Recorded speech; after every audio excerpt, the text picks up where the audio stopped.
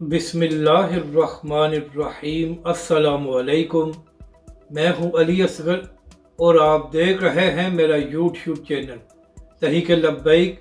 और हाफिज साद रिजवी के पीछे इदारे खड़े हैं। चीफ जस्टिस काजी फायद ईसा ने तहरीक लब्बैक पाकिस्तान को अज़दहा कह दिया। तहरीक लब्बैक पाकिस्तान के लाखों वोटर्स की तौहीन। इस वीडियो में हम इसी के मुतालिक बात करेंगे। नाज़रीन कराम, जब से काजी फायद ईसा पाकिस्तान के चीफ जस्टिस बने हैं तो लगता यह है कि जनाब को तहरीक लब्बैक पाकिस्तान से कोई ज़ाती किस्म का इख्तलाफ है। नाज़रीन कराम, फैज़ाबाद धरना केस की समाअत के दौरान मुसलसल तहरीक लब्बैक के खिलाफ बातें की गई और यह तासुर दिया गया कि तहरीक लब्बैक पाकिस्तान ने फैज़ाबाद का धरना इदारों के कहने पर दिया था और तहरीक लब्बैक के पीछे इदारे थे। नाज़रीन कराम, अहम बात यह है कि फैज़ाबाद धरना केस में तहरीक लब्बैक के हवाले से बातें बहुत की गई, मगर तहरीक लब्बैक पाकिस्तान को नहीं बुलाया गया कि तहरीक लब्बैक पाकिस्तान आकर अपना मौक़िफ़ दे सके। तो नाज़रीन कराम, आप खुद फैसला कर लें कि जिस केस में दूसरे फरीक को ना बुलाया जाए कि वो आकर अपना मौक़िफ़ दे सके, तो फिर ऐसे केस की क्या वक़्त रह जाती है। नाज़रीन कराम, यहाँ पर अहम बात यह है कि फैज़ाबाद धरना केस में तो काजी फायद ईसा साहब को बगैर सबूत के इदारों का मुलव्वस होना नज़र आ जाता है, लेकिन अब जो कुछ नवाज शरीफ को लाने के लिए इदारे कर रहे हैं और जिस तरह इंतखाबात में अवामी मैंडेट की तौहीन की गई है और जिस तरह नवाज शरीफ को नवाजा गया है, वो जनाब चीफ जस्टिस को नज़र नहीं आ रहा। नाज़रीन कराम, आज भी सानिया जरम वाला केस के दौरान जब तहरीक लब्बैक पाकिस्तान का जिक्र आया तो चीफ जस्टिस साहब बड़े गुस्से में आ गए और फरमाने लगे कि ये वही फैज़ाबाद धरने वाले हैं और उनके पीछे रियासत खड़ी है और अब ये अज़दहा बन गए हैं। तो नाज़रीन कराम, चीफ जस्टिस साहब से पहला सवाल ये है कि आपके पास क्या सबूत है कि तहरीक लब्बैक के पीछे इदारे खड़े हैं, और अगर आपके पास कोई सबूत नहीं है तो फिर आपने एक बड़ी सियासी जमात पर यह इल्ज़ाम क्यों लगाया।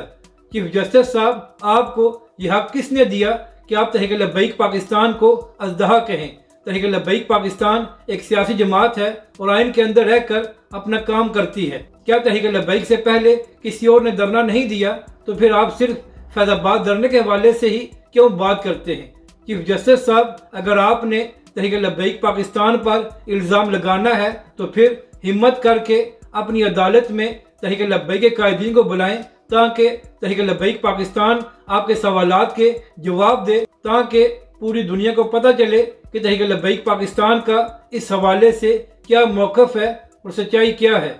चीफ जस्टिस साहब, तहरीक लब्बैक के पीछे इदारे खड़े नहीं हैं। अगर तहरीक लब्बैक के पीछे इदारे खड़े होते तो फिर तहरीक लब्बैक पाकिस्तान के 50 कारकुन शहीद न होते और हाफिज साद रिजवी समेत तहरीक लब्बैक पाकिस्तान के दीगर कायदीन 8-8 महीने जेल में न रहते।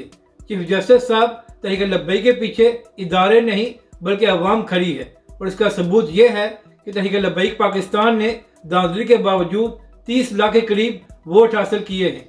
और चीफ जस्टिस साहब, ये जो आपने तहरीक लब्बैक पाकिस्तान को अज़दहा कहा है, यह आपने तहरीक लब्बैक पाकिस्तान के लाखों वोटर्स की तौहीन की है।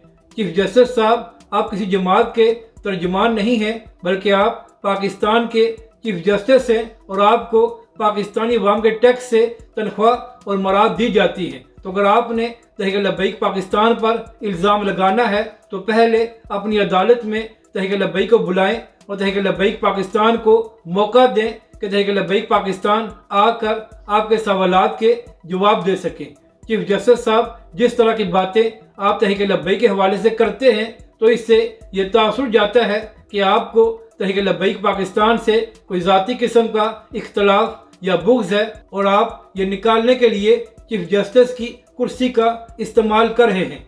चीफ जस्टिस साहब, अगर आप खुद को गैर जनबदार कहते हैं तो तहरीक लब्बैक के हवाले से बात करने से पहले तहरीक लब्बैक पाकिस्तान को बुलाएं और उनको मौका दें कि वो फैज़ाबाद के धरने के हवाले से अपना मौक़िफ़ पेश कर सकें और जो दीगर सवालात हैं उनका भी जवाब दे सकें। चीफ जस्टिस साहब, अब ऐसी बातें करके तहरीक लब्बैक के कारकुनों और तहरीक लब्बैक पाकिस्तान के चाहने वालों का दिल दुखा रहे हैं जिन्होंने तहरीक लब्बैक पाकिस्तान को वोट दिया है। اور چیف جسٹس صاحب اب آپ کو نظر نہیں آ رہا کہ ادارے کس کے ساتھ ہیں اور اداروں نے کس کو لاڈلا بنایا ہوا ہے۔ اگر آپ کو یہ ویڈیو اچھی لگے تو اسے لائک اور شیئر ضرور کریں اور ہمارے اس چینل کو بھی سبسکرائب کریں۔